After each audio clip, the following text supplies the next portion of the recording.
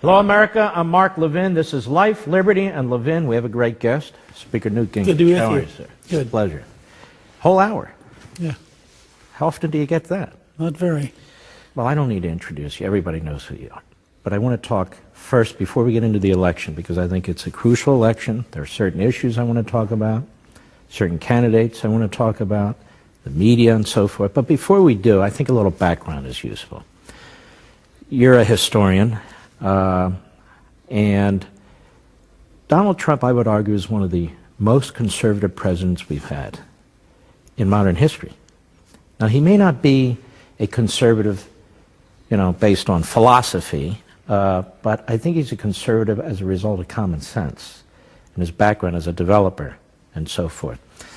But also, it's part of a trajectory. Explain this trajectory over the last several decades of conservatism and conservative victories. Well, what had happened was that the Roosevelt-era Democrats created the modern system, big bureaucracies, centralized power, a whole set of values, compounded by Eisenhower making a huge mistake in appointing Earl Warren and leading to a much more radical court than anybody had imagined.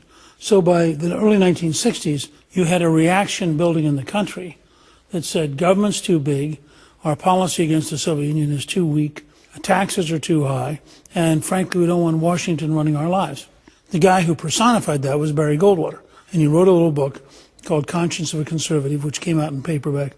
And I was a college student at the time, and it just swept the country. I mean, it really created a whole generation of Goldwater supporters who really saw him sort of personifying a new way of thinking about things. He was very important because he broke the establishment's grip on the Republican Party. He lost badly in the general election to Johnson, who probably was going to win anyway because John F. Kennedy had been assassinated and we weren't going to change presidents twice that quickly. But Goldwater sort of planted the flag, and ironically, in defeat, he asked Ronald Reagan to make a nationwide speech in October of '64. And so, in a way, the conservative flag was passed from Barry to Ronnie at that moment. Reagan's speech was electrifying, and he went on to become governor of California. And I would argue that there's a continuum that starts with Goldwater, goes to Reagan, that in many ways Nixon and all the traditional Republicans are placeholders, just as later on the Bushes would be placeholders, because they don't actually understand the long-term trajectory of conservatism. Reagan comes along, ultimately becomes a very consequential president in three ways: defeating the Soviet Empire, which is an enormous achievement, one of the great strategic victories of all time because he did it without a war. Relaunching the American economy, getting people to feel good about being entrepreneurs, and really focused on American civic culture. And in fact, in his farewell address, he says one of his great sadnesses was that they had not driven home American history enough. But he was trying to rebuild the sense of being American. You then have a period that we're in the doldrums, and we come along with the contract with America. And for the first time in 40 years, the Republicans win the House. We impose a balanced budget for 4 straight years. We impose welfare reform. We have a number of other reforms. Bill Clinton actually comes to the Congress and with a straight face says, the era of big government is over. It was really a pretty remarkable moment, and led scars on the left, which Hillary never overcame. I mean, there are a lot of liberals who hated what the Clintons did. And then we again sort of had a period of being in the doldrums and following some policies that frankly didn't work. I mean, look, I was for the war in Iraq, and I certainly was for the war in Afghanistan. But you have to look 17 years later and say, we haven't figured out how to win these things. And along comes Trump, and I agree with you about describing Trump. And as you and I talked about earlier off camera, you have the Tea Party movement begin to explode around 2010 because they couldn't grow up against a Republican president, but they could rapidly mobilize against a Democratic president. And so you have a whole new wave of energy. John Boehner and the House Republicans actually won 10 more seats in 2010 than I won in 1994. 63 seats? 63 seats. You got 54 seats. Yeah. And Boehner did it with a very straightforward, simple campaign. Where are the jobs? And it just worked. I mean, it came together. People looked up and said, that's the right thing. That's the right question. And so we were back in charge of the House again. And I think people today have no idea how unusual this is, that We did not have, we held the House for two-year terms between 1930 and 1994. So out of 64 years, we held the House for 4 years. We've now held the House the vast majority of the time since 1994. And along comes Trump, and I agree with you. I tell people, I'm not sure he's a conservative, but he's the most effective anti-liberal in my lifetime. And whether it's deregulation or conservative judges or cutting taxes or standing up for an American foreign policy based on American values, every time you turn around, he is instinctively saying things which drive the left crazy. And he's doing it, I think, because of this notion of common sense and the things he learned a long time ago. Again, he's old enough. He remembers the values of the post-World War II, highly patriotic America, where people, loved the flag and they loved the idea that we were the greatest nation on earth, and they loved the values of the Declaration of Independence and the Constitution. And so in a lot of ways, he's carrying forward, almost as a grandfather, the values of 2 generations ago and taking head on the left-wing radical values which the academic world, the news media, and Hollywood have tried to impose on the country.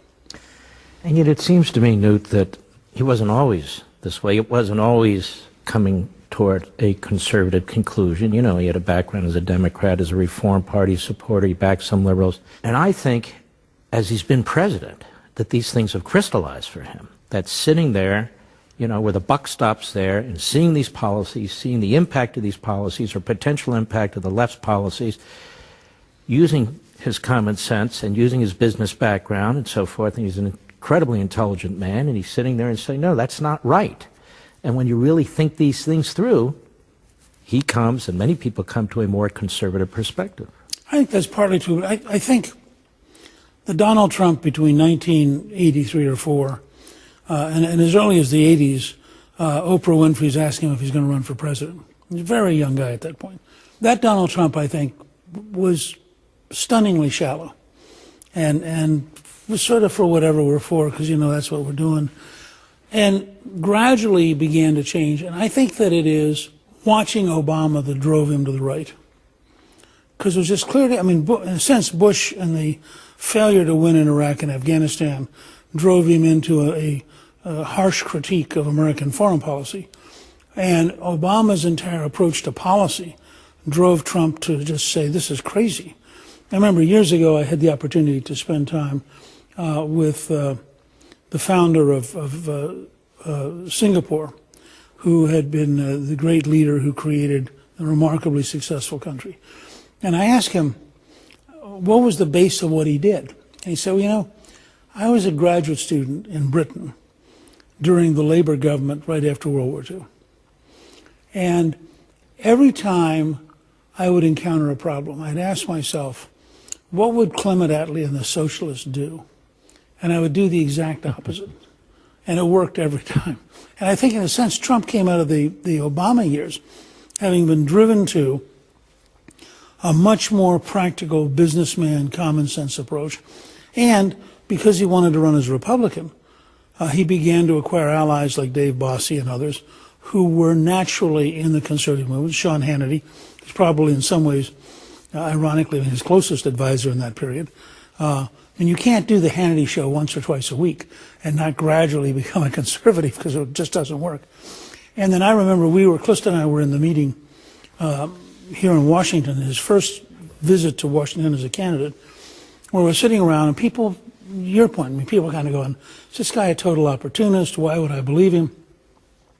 And somebody in the group came up and said, why don't we put together a list of 10 solid conservatives that you would name to the Supreme Court, so that people can realize here's stability, here's a clear commitment, it's a yes or no. And Leonard Leo and Jim DeMint of the Heritage Foundation agreed to take the lead, and Leonard Leo, who's the head of the Federalist Society. And that's one of the big changes, I think, because we now have relationships that we didn't have 30 years ago. You couldn't have produced the number of judges for Reagan that they're now producing for Trump. And this came, by the way, out of the Reagan administration. Sort of the farm team became the team. Federalist Society, the Heritage Foundation, many of the people who are being pointed to the bench worked at the Justice Department, That's right. or worked in U.S. attorneys' offices under Reagan, under Meese, and they developed this whole farm team. That's exactly right. Yeah. And so Trump, because he was running as a Republican, and because he has no hostility to conservatism, it's just he doesn't think about it much. And he has enormous hostility to political correctness and liberalism, because it just doesn't fit how he thinks the world works. And so I think we ended up with somebody who I compare, frankly, to Andrew Jackson as one of the most disruptive presidents we've ever had, because he's not afraid to take on the establishment every single morning. And we need a disruptive president, don't we? Absolutely. It would have been, I think, if we had had a Reaganite follow Reagan in '88, we might have been, in fact, gotten to where we are today a generation earlier. But it was very hard to break out of the establishment. That's why you have the Never Trump movement, because these are people who are just paralyzed at the idea that their little world is disintegrating and that this brand new populist conservative world is overwhelming them. And because he is a disruptor, in a positive sense, the people who don't like being disrupted, you talk about the Never Trumpers, are really the Trump haters. Right. Not just within the Republican Party, the entire Democrat establishment, including the media establishment, including academia. Almost to a man and woman, they are lined up, attacking this president because he's a disruptor, correct? Yeah, and I actually think there's a profound historic reason for that. I think at 8 o'clock on election night, all of those people had a bottle of champagne chilling. They were all going to celebrate breaking the glass ceiling with Hillary. They were going to get radicals appointed to the Supreme Court. And life was good. 2 hours later, it's clear that Hillary's going to lose. And if Hillary's going to lose, that means, oh my God, Donald J. Trump's going to be president. So this 2 hours is the equivalent psychologically of an IED going off. And they get basically the equivalent of PTSD. I mean, these people are all in a state of shock.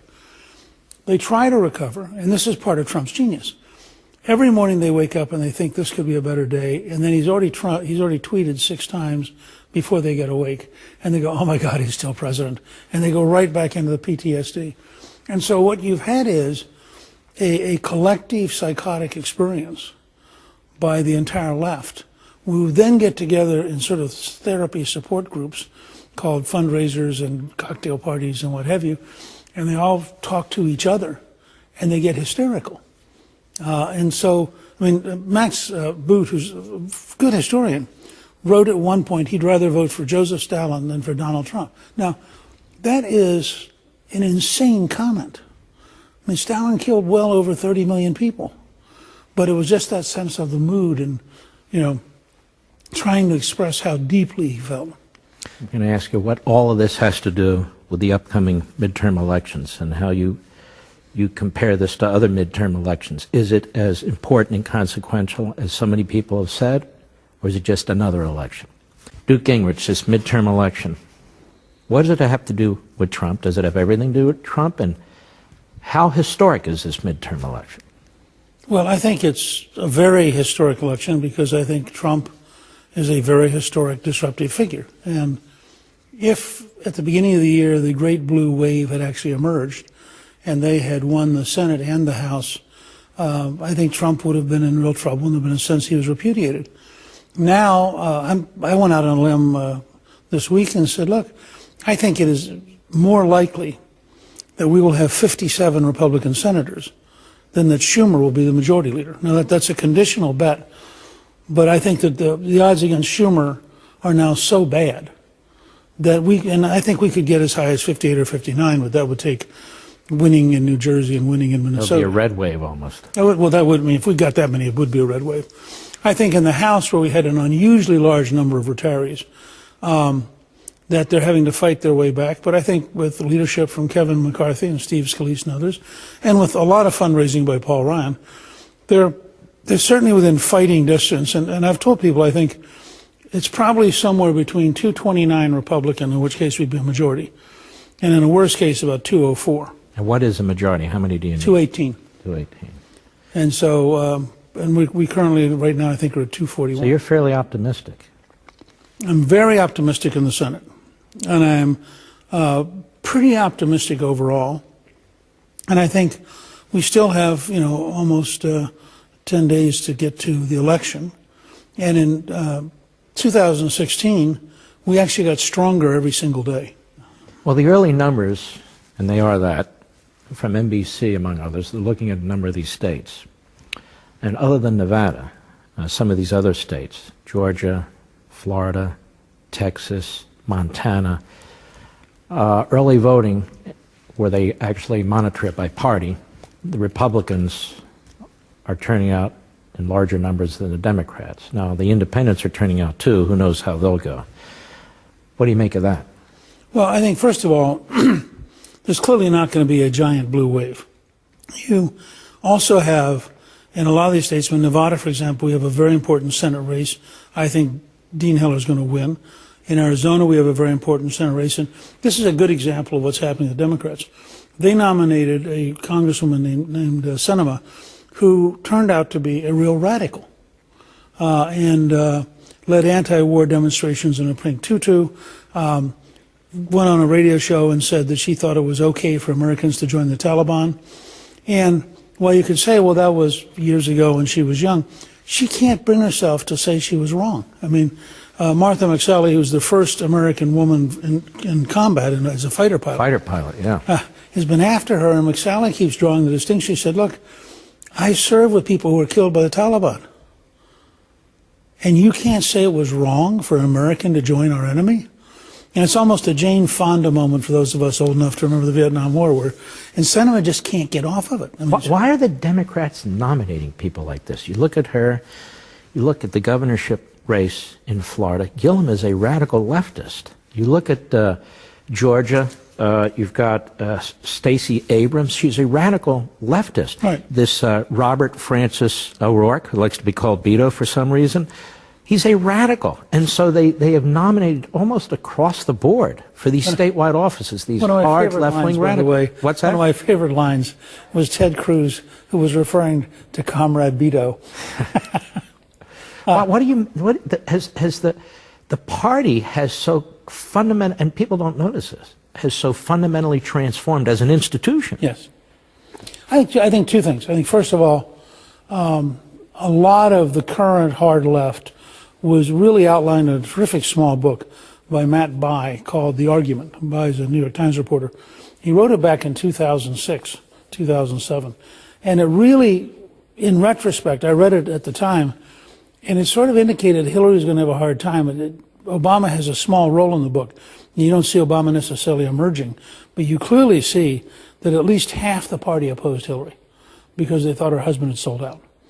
And Clinton had, interestingly, exactly the same experience as his counterpart in Great Britain, in that they both tried to bring their party to the middle.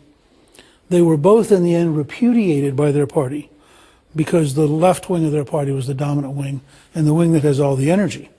And so what's happened is, and then Obama comes along, and Obama's a radical. I mean, the one person I know personally who really got this very early was Sean. I mean, Hannity very early said, look, this guy is exactly out of rules for radicals. Yes. And exactly represents that kind of radicalism. So he kept the left relatively happy because under the happy face they knew he was really them. Now,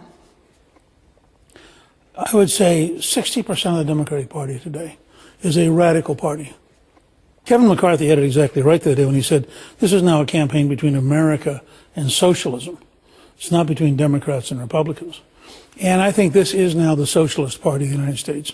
And you look at places like Venezuela, which is disintegrating, and you have to ask yourself, I mean, how could any rational person favor the kind of socialism that every time it's tried is a disaster? So you think this election, like McCarthy, is about Americanism? Yes. Versus socialism. Which country are we going to be? And that makes this election historically crucial. Yes. Because we're on a precipice now making that decision. And they view, I assume, Donald Trump is in the way. They want to remove Donald Trump. They want to repudiate the 2016 election. They want to take one of the instrumentalities of the federal government so they have a foothold from which I guess to spring in 2020 as well. And their entire agenda is sort of political Molotov cocktails. That is subpoenas, impeachment, slow Trump down, and so forth. Yeah. Not really even an agenda that they're prepared to run on. As radical as they are, they're smart enough to try and camouflage their actual views, aren't they? They are, but I think also, I mean, it's genuine hostility. It's Antifa trashing the Republican Party offices in New York. It's some guys throwing a boulder through Kevin McCarthy's campaign office in California. It's a crowd going in to try to drive the Senate Majority Leader McConnell and his wife out of a restaurant where they're having dinner. Ted Cruz. So many we can't even name them all. Yeah, and so you've had this backdrop of growing hostility. You've had people like Congressman Waters saying, go after them wherever they appear in public, don't let them appear in public, you know, and so forth. And all of that now, we'll see what happens because of the bombs that were mailed and whether or not suddenly people take a deep breath and begin to lower their voices. But when you have the former Attorney General of the United States say, if the Republicans go low, kick them, and you have Hillary Clinton the other day saying, we can't possibly be civil to these people, there really was a wall that said that Republicans are the other, and our job is to crush them and get rid of them. I want to ask you, what are the big issues in this campaign, and also the media's role, leading up to the campaign and today?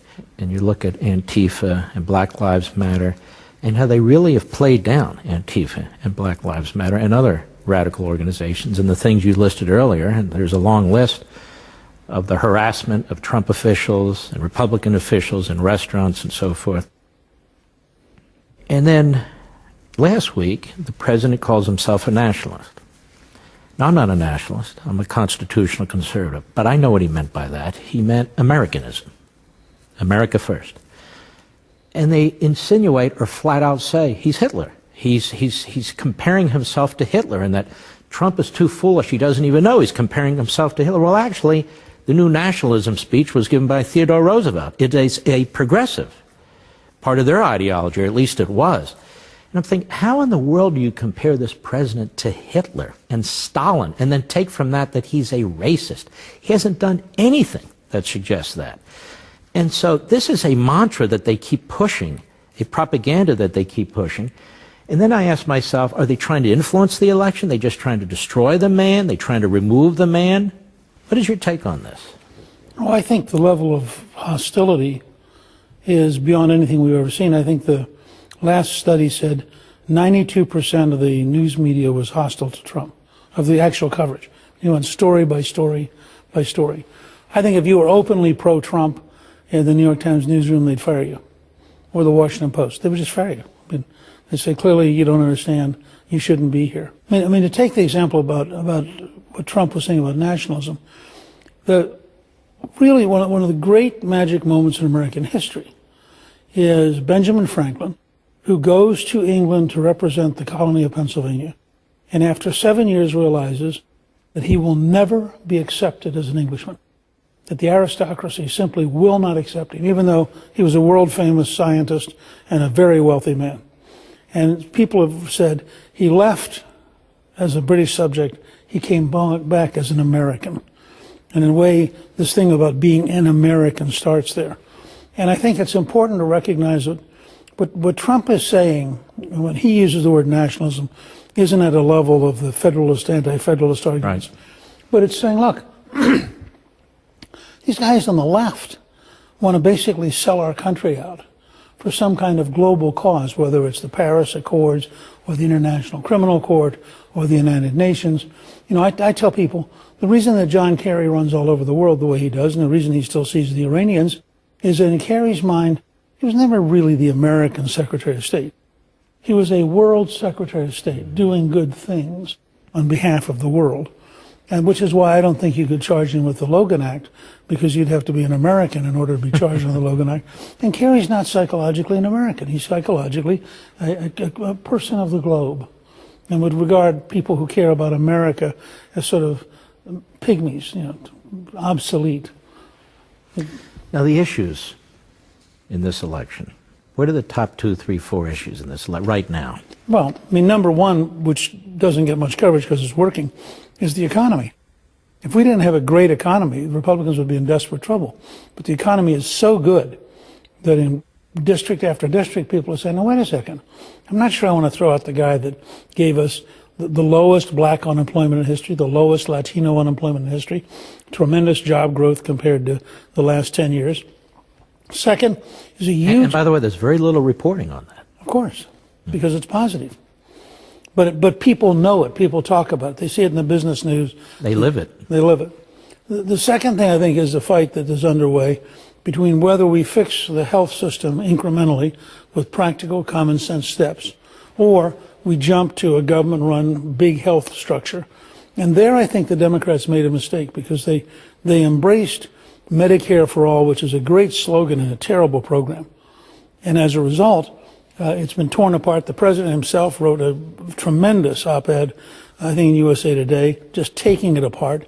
And Republicans have figured out how to sort of make sure people understood this socialist idea means you lose your health care. Let me just stop in this before we get to the Green point. Because Medicare for All means Medicare for nobody. Right, that's right. It's government-run, centralized, old Soviet-style health care. And seniors have begun to figure out that this Medicare for All thing means you're going to take away my Medicare. Mm-hmm. So I think it's a dead loser for the Democrats, which it wasn't when they first said it. Mm-hmm. But as the argument goes on, they're losing. I think the other two are Kavanaugh, because I think what happened with Judge Kavanaugh galvanized the right, reminded people how radical the Democrats are. And for the Senate races was devastating because it reminded people that this is a team sport. So if you watch, Manchin, who is personally pretty popular in West Virginia, is now behind. And the reason he's behind is people figured out he's going to go back and vote for Schumer. Well, don't tell me you're a conservative if you're going to go back and vote for Schumer. So the reminder out of the Kavanaugh fight that this is a team sport was particularly badly timed for all the Democrats running in states that Trump carried. And it brought all the factions of the Republican Party together, which is and energized them immensely. And then lastly, I think, is the caravans. I think when you start seeing footage, and it's one of those cases where the news media can't say enough to undo what you're watching with your own eyes. You see 7,000 to 15,000 people, almost all of them male, coming north. That looks like an invasion. It doesn't look like a family reunion. And I think the result has been that the country is really debating immigration now, and it's front and center in a way that is very much the disadvantage of Democrats who just can't cope with it.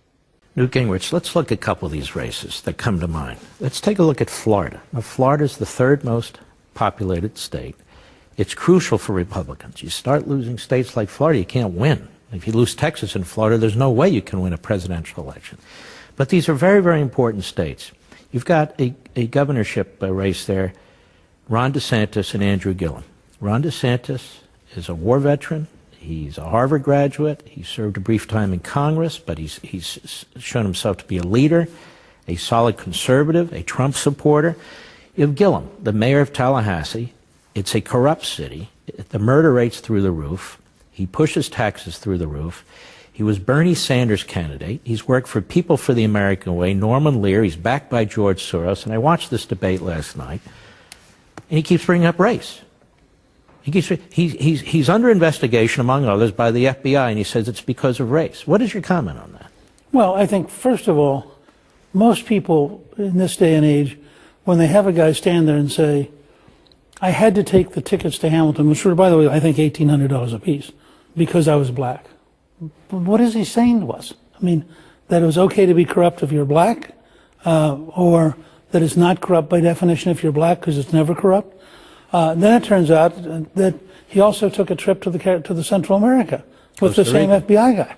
And you have to say to yourself, so you shouldn't be held accountable for anything you do because you're black?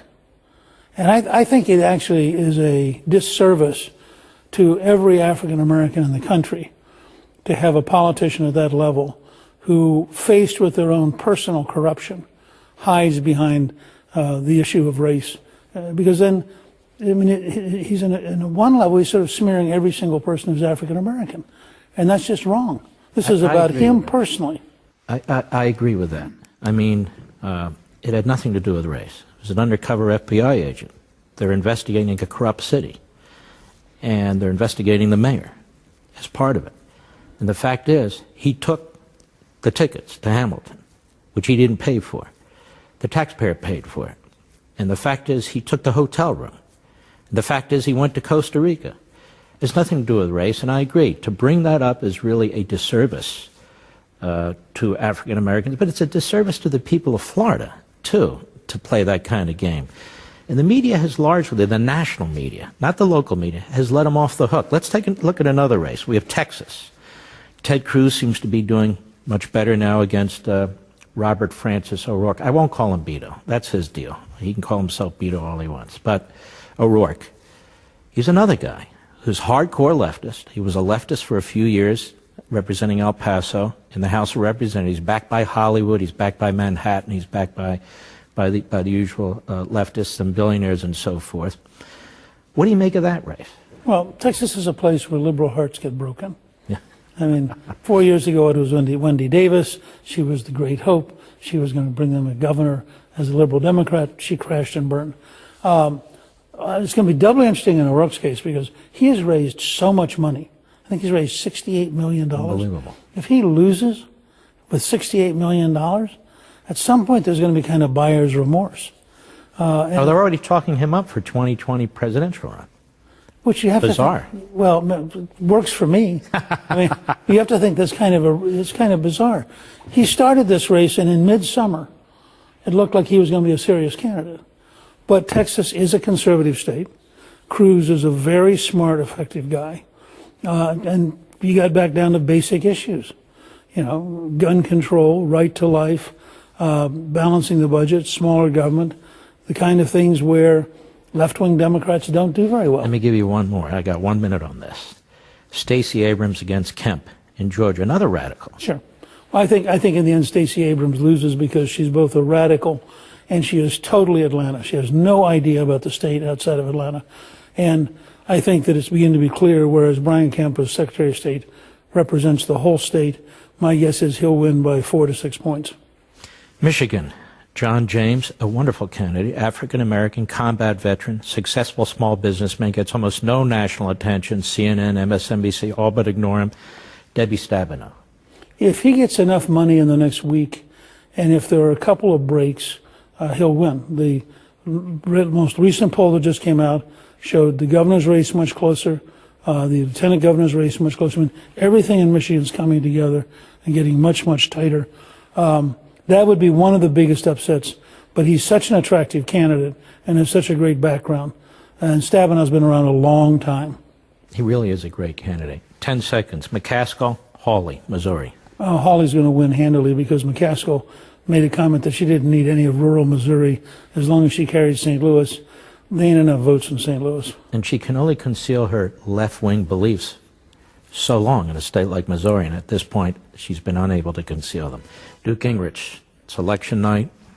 We're watching the returns. Are there a couple of states, a couple of House races that we should keep our eye on to get a feel for what might be trending?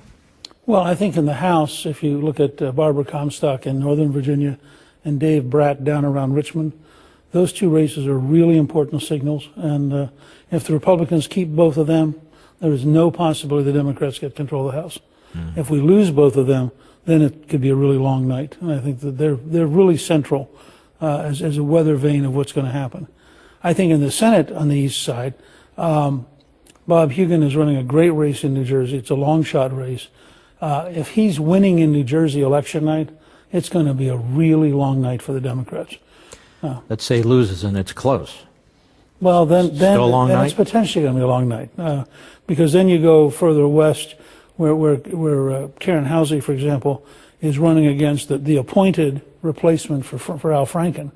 And because of the impact of Ellison, who has had all sorts of problems, he's dragging the entire ticket down. And there's a real chance there. And Trump's been out on the Iron Range, which is the area in northern Minnesota that used to be very Democrat. And now it's become very Republican. So Minnesota is a state that is in a process of really dramatic change, I think. If we win that Senate seat, it'll be, for Schumer, a devastating night. Now, you know, these votes come in on the East Coast. They start to spread towards the Midwest, and they go to the West, then to the far West, and you have California where there are 6 or 7 races there that Republicans have held, where they're really tight races. I mean, a couple of points apart. You've got Rohrabacher, Hunter, a few of the other seats. You've got chairmen who've retired.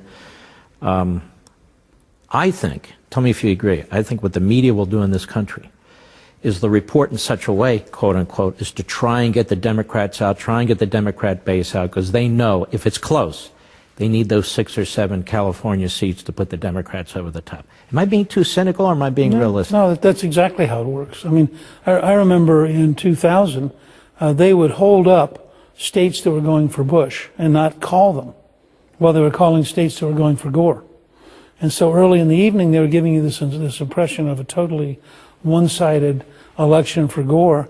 And then later in the evening, all of these states, which they knew, and they just hadn't reported them, they knew were going to go for Bush, started piling on. So, yeah, I think it's very hard to overstate the depth of bias in most of the news media against Trump and against the Republicans. So you agree with me then, that if the Republicans seem to be holding on, or actually better, they don't want to deflate the voters out west where they need those key House districts, right, those races, and they'll try and pump them up somehow. Well, what happened in '80 when Reagan won so decisively, and Jimmy Carter conceded too early. He conceded while California was still voting. And the result was that we picked up several seats because people were listening on their portable radios back then, and they heard that, Carter had conceded, and the Democrats went home. And the Republicans stayed because they wanted to vote for the winner. It's possible if the Democrats take the House, even by a little, and they overreach, and there's subpoenas everywhere, and they're trashing the president, they want his tax returns, the tax returns of his grandchildren, on and on and on. Or they're bringing up articles of impeachment. Isn't it possible, like the Kavanaugh hearings and so much more that the Democrats do, that they're going to walk into the door? That is, there'll be a great backlash in America that would actually help Trump's reelection in 2020?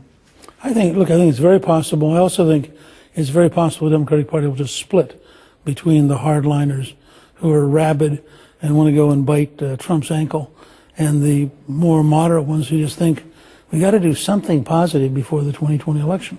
So I could imagine the House Democrats being bitterly split. And you would have people like Nadler, who's a leftist, heading the Judiciary Committee. You would have Maxine Waters heading the Finance Committee. I mean, it'd be hard to conceal who they really are, wouldn't they? Because the leftists from the deepest of blue parts of the deepest of blue states, they have no reason to control themselves. Well, and remember, they then hire staff who are even more radical than they are. Right. That's how Feinstein ended up with a bill that's an open borders bill that every single Democrat incumbent co-sponsored in the Senate, because her staff is so far to the left, it didn't even occur to them that an open border bill is crazy. It's a pleasure, Newt. Good to be with you. God bless. Join us next time on Life, Liberty, and Levin.